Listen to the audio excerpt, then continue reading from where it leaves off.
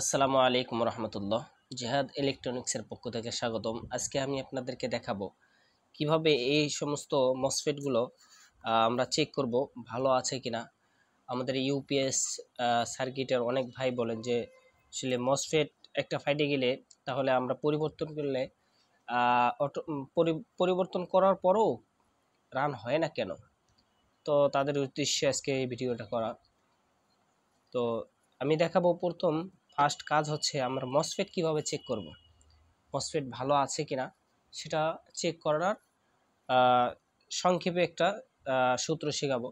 সেটা হচ্ছে এই এই ধরনের যাদের মিটার আছে, এই ধরনের যাদের মিটার আছে অথবা যে কোনো মাল্টিমিটার বলেন, অ্যানালগ মিটার বলেন, যেই মিটার থাক আপনারা এই যে ব্রাউজ যে চিহ্নটা আছে, সাউন্ড সিস্টেমের যে চিহ্নটা আছে, আপনারা এরকম করে ওই দিক করে নিয়ে যাবেন, ঠিক আছে।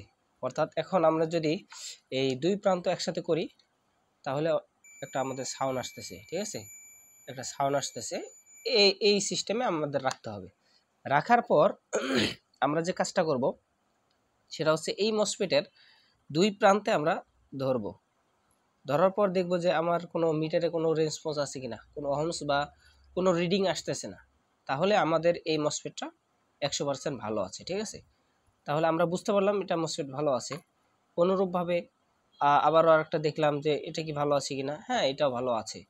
তারপর এটা দেখলাম যে এটা ভালো আছে কিনা, তাহলে আমাদের এই মসফেটটাও কি আছে, আমাদের ভালো আছে। তাহলে এভাবে আমরা সহজে আমরা আর কি মসফেটগুলো চেক করতে পারি। তো এটা হচ্ছে মসফেট চেক করা শিখেলাম। তো মসফেট নষ্ট হলে কি হবে, যেরকম আমার কাছে এই মসফেট কিন্তু এখানে একটা নষ্ট আছে, তো আমি এটা দেখাচ্ছি। তো দেখলেই বুঝতে পারবেন যে আসলে কোনটা মসফেট শর্ট আছে। দেখেন আমরা এই প্রান্ত থেকে শুরু করলাম, এই যে মসফেটের দুই পা আমরা ধরলাম, আমাদের কোনো মিটারে কিন্তু একটা রিডিং আসছে, ঠিক আছে। রিডিংটা আসছে জন্য যে এখানে কিছু রেজিস্টার আছে, এই জন্য আপনার এই রিডিংটা আসছে। আসলে কি মসফেটটা ভালো আছে এই জন্য রিডিংটা আসছে। আবার এটা দেখলাম যে এটা রিডিং আসছে এই মসফেটের কারণে, এই মসফেটটা কি আছে, ভালো আছে। আবার দেখলাম এটাও কি রিডিং আসছে মসফেটে, এই রেজিস্টারের কারণে এটা মসফেটে কি আছে, ভালো আছে।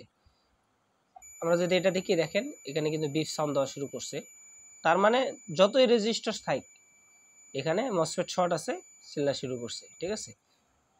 তো আমরা অনেকেই অনেকেই একটা কাজ করি কি, আমাদের দেখা যাচ্ছে যে একটা মসফেট ফাইটে গেছে, এই মসফেটটা কিন্তু শর্ট দেখাইছে, একটা মসফেট ফাইটে গেছে, তাহলে আমরা ওই মসফেটটা কি করি, চেঞ্জ করে দিয়ে দেই।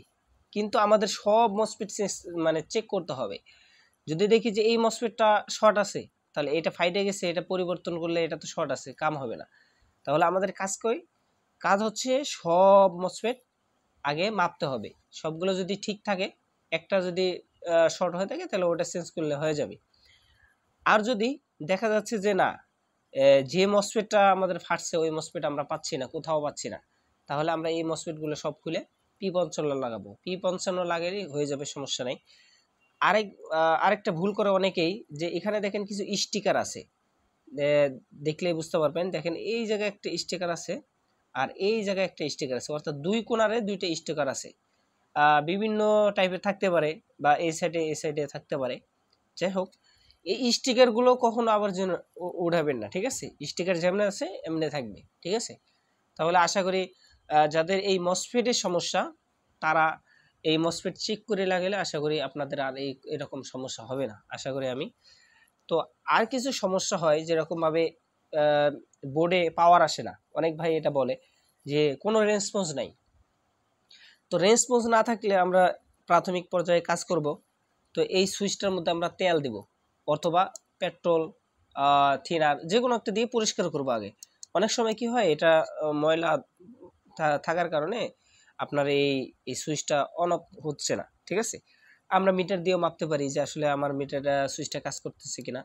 তো এভাবে কাজ করে আমরা দেখতে পারি যে আসলে এরকম কাজ হয় কিনা। তারপরে এখানে দেখেন কিছু ডায়োড আছে, এই ডায়োডগুলো আমরা চেক করতে হবে যে ডায়োড শর্ট আছে কিনা, ঠিক আছে।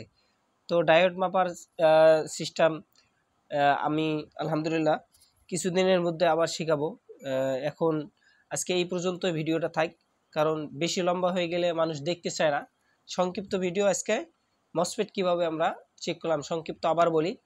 মিটারের এই ব্রাউজে রাইখা আমরা মসফেটের দুই প্রান্তে ধরবো, মাঝেরটা না, মাঝেরটা বাদ দিয়ে দুই প্রান্তে ধরবো।